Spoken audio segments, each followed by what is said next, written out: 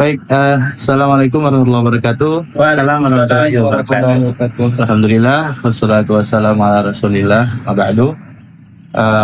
Kali ini saya ingin mengajak ngobrol-ngobrol biasa nih, ya, tentang seputar apa nih, anak muda, seputar anak-anak muda ya, biasa, khususnya buat wilayah Surabaya. Nah, kenapa kita ngomongin anak muda? Ya, kalau kita lihat memang kenyataan hari ini pemuda itu kan banyak ya, artinya segi usia itu memang ada namanya bonus demografi ya, seperti itu. Nah, itu usia muda yang produktif, tetapi kalau misalnya tidak diserap, nah itu maka ya bisa menimbulkan berbagai persoalan. Nah, untuk itu pemuda ini atau kita berusaha untuk bagaimana anak-anak muda itu punya kegiatan yang produktif gitu. Nah, usia anak muda itu dari berapa sampai berapa, Ustaz? Nah, kalau usia muda memang kalau negara itu kan relatif bermacam-macam ya. Artinya ada yang menganggap umur 40 tahun itu masih muda. Tetapi kalau di Pemuda Hidayatullah itu memang kemarin kami di Pasca Rakernas itu memutuskan usia muda di Hidayatullah itu umur 17 sampai 35 tahun. 35. Jadi setelah Pasca 35 ya tetap masih muda, tetapi secara organisasi aja tercatat. Sebenarnya apa sih yang diresahkan oleh kita sebetulnya? Apa sih? Yang kita resahkan memang selama ini kan kelihatannya fine-fine aja gitu, kafe makin di mana-mana, orang makin seneng gitu kan, tapi sebetulnya kok sampai timbul kata-kata ada keresahan gitu. Itu maksudnya apa sih, Seth? Keresahan itu apa gitu?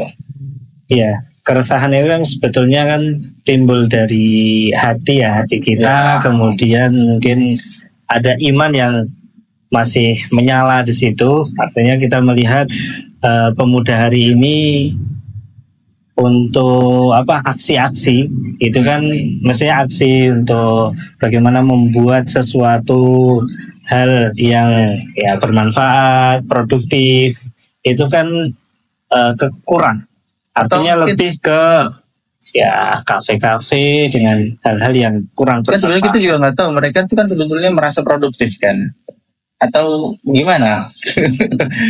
Kalau misalkan ya dari sudut pandang saya atau pernah di lingkungan siswa umum lah ya, mereka sebenarnya aktif aja, aktif gitu, aktif dalam artian pacaran, ya, maksudnya nongkrong gitu, ya. Ada juga sih yang maksudnya kebaikan gitu ya, maksudnya kayak ikut organisasi atau misalkan ikut lembaga-lembaga sosial gitu juga ada. Dan itu tapi memang sudut pandang saya jumlahnya makin sedikit gitu ya, gitu. Mungkin itu ya dibilang keresahan lah. Ya itu juga termasuk karena kan yang namanya pacaran, kemudian di situ ada minum-minuman keras, itu kan ada tanggung jawab ya. Apalagi kita sebagai pemuda muslim kayak gitu ya. Apalagi di agama kita juga melarang terkait hal itu. Bahkan mendekati saja tidak boleh, apalagi kita di surat itu Al-Isra ya. Iya,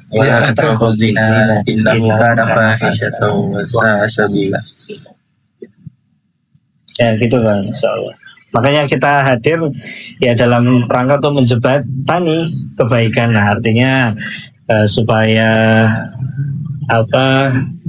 pemuda-pemuda di luar atau ya di Surabaya khususnya itu bisa lebih punya kegiatan yang produktif. Tidak sekedar produktif tapi juga ada nilai dakwahnya. Intinya begitu kan. Iya. Kan kayak saya bilang tadi, mereka tuh sebenarnya produktif versi mereka, tapi menurut kita itu tidak produktif. Maksudnya produktif di sini mungkin ya ada nilai untuk membantu atau membantu ya menyiarkan dakwah Islam begitu kan. Jadi anak-anak muda sekarang itu ya contoh deh gampangannya, masjid itu kan sekarang isinya rata-rata orang-orang tua ya.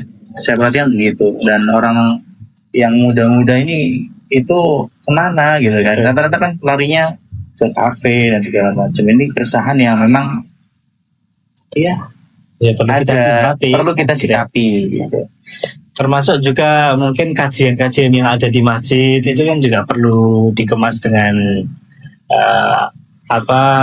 yang relate lah dengan anak-anak muda. Kalau misalnya kajiannya itu ya artinya monoton, yang membuat anak-anak muda masih lebih menjauh. Nah itu kan jadi perlu atau karena anak muda sekarang itu ini ya malas berdebat kali ya gitu loh Bang. Maksudnya kalau kayak misalkan nih kan beberapa ustadz gitu kan kelihatan ya berselisih gitu, ini bikin ricuh ya, malas lah ikut kajian nanti. Ya, jadi kalau saya melihatnya itu anak-anak muda sekarang mungkin karena kita melihat secara langsung di lapangan itu memang lebih banyak di warkop ya, dan juga kadang mereka apalagi kemarin pas tahun politik kelihatannya pemuda-pemuda yang saat ini kita lihat tuh memang mereka seperti acuh tak acuh, jadi terlihat cuek gitu ya. Ya, terlihat cuek terhadap perkembangan baik politik atau memang mungkin karena sudah zamannya sudah berbeda Bang. Jadi karena sudah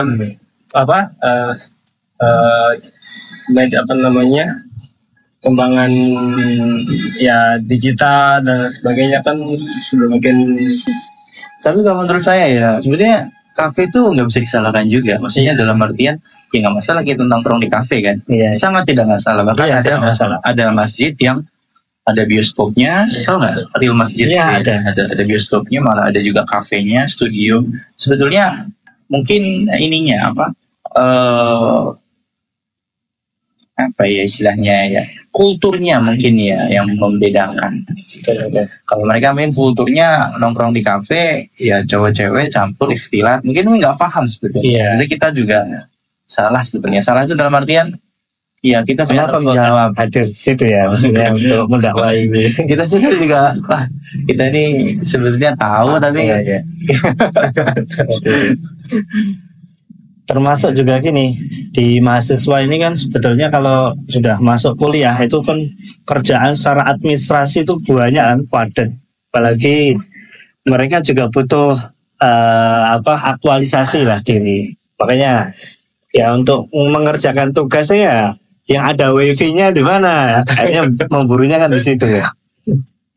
Ada fasilitas, ada itu pilihan sih Bang. Ada kupu-kupu ya, tahu kupu-kupu. Kuliah pulang. Ada yang kuda-kuda, kuliah dagang. Ada yang kura-kura. Kura-kura ini kuliah rapat. Iya, tapi memang fenomenanya begitu sih Bang. Yang saya cermati anak muda itu banyak yang tidak kenal dengan agamanya. Itu sih poinnya sebetulnya. Karena memang juga banyak konten-konten yang negatif, yang HP lah contohnya ya, paling sederhana. Mereka gadget itu kan seperti pisau, sebetulnya dua seperti pisau itu kan bisa digunakan dengan yang baik atau misalkan bisa digunakan untuk yang jahat. Itu kan gitu. Itu kan gempuran-gempuran yang dihadapi oleh anak-anak zaman sekarang. Dia juga nggak tahu tuh ke depan fitnahnya makin dahsyat gitu. Ya memang kalau bicara terkait dengan HP gadget itu tergantung kitanya sih sebetulnya kan. Kalau kita mau menggunakan dengan hal yang baik, banyak kebaikan di HP. Misalnya di situ ada murotalnya, ada ini. Kalau kita pasang minimal ini ya, subscribe kajian-kajian sesat gitu kan. Ya, tetapi kalau kita gunakan dengan hal-hal yang buruk, banyak sekali kan gitu.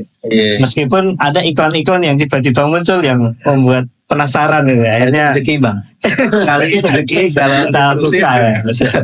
kalau pertama itu mungkin rezeki lah ya, seperti orang lalu lalang. Iya, iya. Itu, tapi kalau dilihat terus, nah itu baru nggak benar. Iya. Teman. Oke.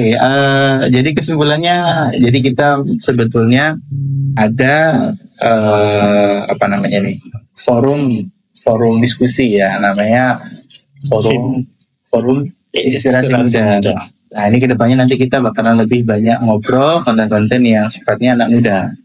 Jadi ya yang isi di sini ya nanti tergantung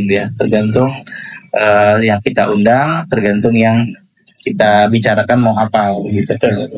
Ya, sebagai closing statement bagi teman-teman yang ingin mencari komunitas anak muda yang peduli dengan dakwah Islam, ada kita di sini bersama Pemuda Hidayatullah ya. Ini ada Bang Adib ya, ada Bang Hanafi, ada kita, semuanya ada di sini. Kita mau gerak kebaikan bersama intinya. Dan juga kita ada pesantren mahasiswa ya, pesantren mahasiswa, dan insya Allah di sini ada banyak kegiatan. Cuman masalahnya adalah di sini kita baru memulai dan kita sedang mencari siapa yang mau ikut gitu, siapa yang mau join gitu.